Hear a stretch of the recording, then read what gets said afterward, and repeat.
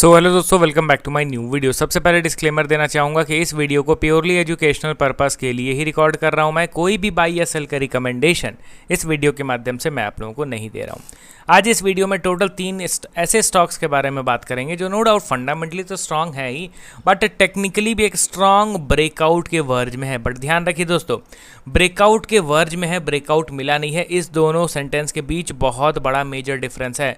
जो stock successful breakout दे चुका रहता है उसमें ज़बरदस्त बाइंग हम लोग देखते हैं, बट जो स्टॉक ब्रेकआउट अटेम्प्ट कर रहा है, यहाँ पे ज़रूरी नहीं कि वो स्टॉक ब्रेकआउट दे ही देगा। वो ब्रेकआउट फेल भी कर सकता है या फिर वो ब्रेकआउट दिए बगैर रेजिस्टेंस से एग्रेसिव सेलिंग मोड में भी आ सकता है, कुछ भी हो सकता है। तो इसलिए क्या होता है ना कि जब कोई स्टॉक ब्रेकआउट देने की तैयारी कर रहा होता है तो वहाँ पे हम लोग को पेशेंस के साथ स्टॉक को सिर्फ एनालिसिस करना रहता है एंड थोड़ा सा फ्रीक्वेंटली देखना पड़ता है। एक महीने में एक बार देखेंगे तो कहीं ना कहीं मौका छूट जाएगा, तो डेली देखा जाता है इन सारे स्टॉक्स में। तो आज इस वीडियो में fundamentally and technically 3 strong stocks के बारे में हम लोग बात करने वाले हैं।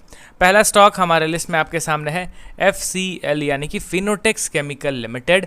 करेंटली 38 रुपीज़ के लेवल पे ट्रेड कर रहा है। मार्केट कैप 5000 के आसपास में, ठीक है, 4500 करोड़ का मार्केट कैप। इट मीन्स ये स्मॉल कैप कैटेगरी में इंक्लूड होता है, केमिकल सेक्टर से बिलोंग करता है। एंड इनके रीसेंट क्वार्टरली रिजल्ट्स पे अगर ध्यान दिया जाए तो नेट प्रॉफिट में ज़बरदस्त जंप है। अप्रॉक्स 58% का जंप इनके नेट प्रॉफिट में देखने को मिल रहा है, जो कि पिछले 6-7 क्वार्टर्स में देखने को नहीं मिला था। लगातार इनका प्रॉफिट कभी गिर रहा था, कभी फ्लैट रह रहा था, बट इस समय डिसेंट प्रॉफिट जंप मिला है। एंड इनके वैल्यूएशन के चार्ट को देखा जाए तो पी रेशियो और थोड़ा सा एक्सपैंडेड है, क्योंकि स्टॉक प्राइस में अगर मैं दिखाऊंगा अभी स्टॉक के चार्ट तो आप देखोगे कि सडन से बाइंग आया है, जिसके चलते इनका पी रेशियो एक्सपैंड कर चुका है। तो ऑब्वियसली इसको अंडर वैल्यूड तो नहीं कंसीडर किया जा सकता है। प्लस इनके शेयर होल्डिंग पैटर्न में देखा जाए तो एज सच कोई मेजर चेंज नहीं है। हाँ, यहाँ पे बड़े प्लेयर्स का पार्टिसिपेशन पहले भी कुछ खास नहीं था, अभी भी हम लोगों को कुछ खास शेयर होल्डिंग में पार्टिसिपेशन बड़े प्लेयर्स का नहीं दिख रहा है। अब चलिए टेक्निकली इनके चार्ट पे एक बार नज़र डालते हैं। आप यहाँ पे ध्यान से देखोगे तो पिछले 1-2 महीने के अंदर स्टॉक में अप्रॉक्स 113% का शार्प बाइंग हम लोगों ने विटनेस किया। मतलब स्टॉक यहाँ से यहाँ तक में 2 गुना हो गया, ठीक है, वो भी महज 1 महीने के अंदर। अब यहाँ पे ऑब्वियसली ये जो इतना स्ट्रेच्ड बाइंग हुआ है, 1 महीने में जो स्टॉक का भाव डबल हो जाए, क्या उसमें मैं इंस्टेंटली मेजर रेजिस्टेंस का ब्रेकआउट एक्सपेक्ट कर सकता हूँ? Obviously not. ये तो टोटली अनरियलिस्टिक अप्रोच हो जाएगा, ठीक है। अब यहाँ पे आप ध्यान से देखिए, मैं चार्ट को थोड़ा सा जूम आउट करता हूँ, तब इसके मेजर ट्रेंड के बारे में पता चलेगा। यहाँ पे आप ध्यान से देखिए कि एक्चुअली में ये किस ट्रेंड को फॉलो कर रहा है, वो चीज़ जानना ज़रूरी है। तो ये है हमारा मेजर रेजिस्टेंस लेवल, ये है हमारा मेजर सपोर्ट लेवल, एंड ये इसी दोनों लेवल के बीच में ट्रेड कर रहा है फ्रॉम 2022 इटसेल्फ। मतलब 2022 बीत गया, 23, 24, 25, यानी कि 4.5 ईयर्स, 4.5 साल से इस जोन में ये स्टॉक अटका हुआ है। सपोर्ट एंड रेजिस्टेंस के बीच में ही लगातार घूमता जा रहा है। एंड यहाँ पे अगर इन केस इस रेजिस्टेंस का ब्रेकआउट मिलता है तो होपफुली एक अच्छा खासा ऊपर का मूव मिलेगा। एंड अगर मैं मिनिमम एक्सपेक्टेशन बताऊँ इस चार्ट पैटर्न के अकॉर्डिंगली, तो स्टॉक कहाँ तक जाने का पोटेंशियल रखता है? 60 रुपीज़ के ऊपर, 60 प्लस जाने का पोटेंशियल रखता है after successful breakout of this particular resistance level. But यहाँ पे आप ध्यान दीजिए, इस रेजिस्टेंस का ब्रेकआउट करने के लिए इसको समय बिताना पड़ेगा, क्योंकि ये ओवर स्ट्रेच्ड बाइंग के बाद ये इस रेजिस्टेंस पे आए। इस तरीके से शार्प बाइंग में कोई स्टॉक अपने मेजर रेजिस्टेंस का ब्रेकआउट नहीं कर सकता है।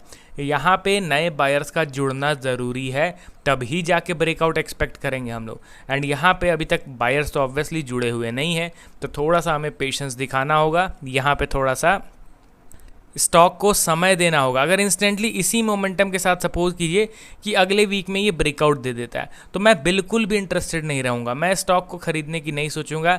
Despite of drawing these particular levels in my trading view chart, मैं इसको इग्नोर करना ही प्रेफर करूँगा, ठीक है, क्योंकि मेरे कॉन्सेप्ट, मेरे लॉजिक के हिसाब से ये वर्क नहीं कर रहा है। एंड सक्सेसफुल ब्रेकआउट को आइडेंटिफाई करना मुझे आता है। मेजॉरिटी केसेस में जो चीज़ें होती हैं मैं उसके साथ उसके अकॉर्डिंगली ही प्लान करना प्रेफर करता हूँ।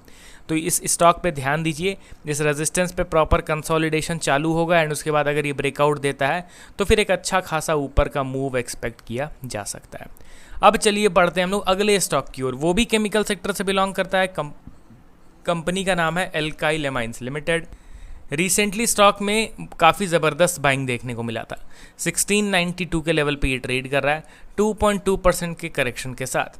अब यहाँ पे इसके वैल्यूएशन के चार्ट को एक बार ध्यान दे दिया जाए तो रिजल्ट्स ऑब्वियसली कंपनी के अभी भी खराब ही आ रहे हैं, जिसके चलते पी रेशियो में उतना ज़्यादा करेक्शन नहीं हुआ है।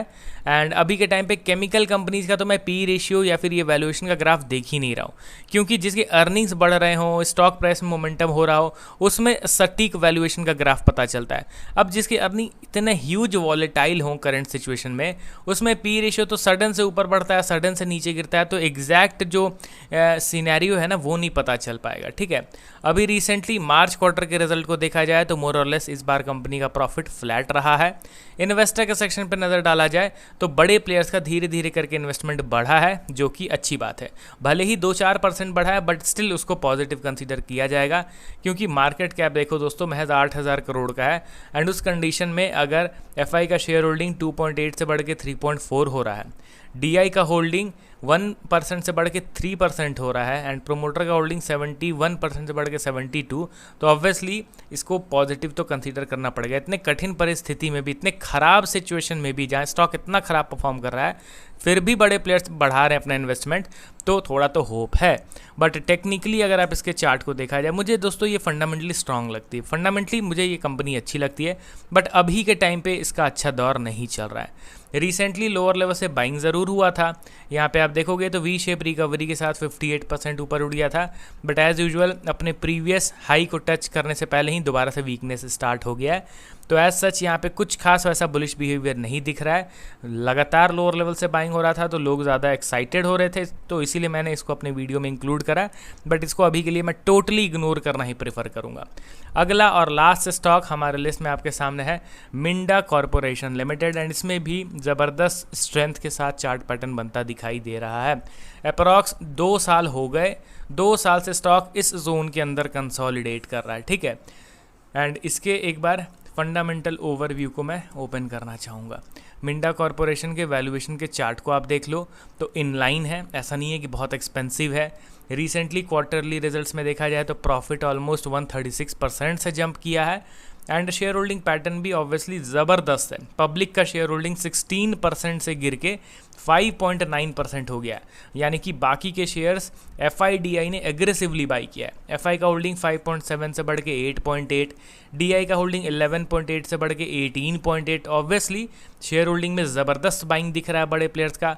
टेक्निकली भी देखा जाए तो ये ब्रेकआउट के वर्ज में है, ये रेजिस्टेंस है यानी ब्रेकआउट लेवल, एंड इसी लेवल के पास ऑलमोस्ट इसने क्लोजिंग दिया है प्रीवियस ट्रेडिंग सेशन में। एक स्ट्रॉन्ग ब्रेकआउट के बाद अच्छा खासा ट्रेंड कंटिन्यूएशन इस स्टॉक में हम लोग एक्सपेक्ट कर सकते हैं एंड ऑलरेडी 2 साल से ये कंसोलिडेट कर रहा है इस कंसोलिडेशन जोन में। तो चलिए मिलता हूँ नेक्स्ट वीडियो के साथ कुछ अन्य स्टॉक्स को ऐड करके। Okay then, bye bye.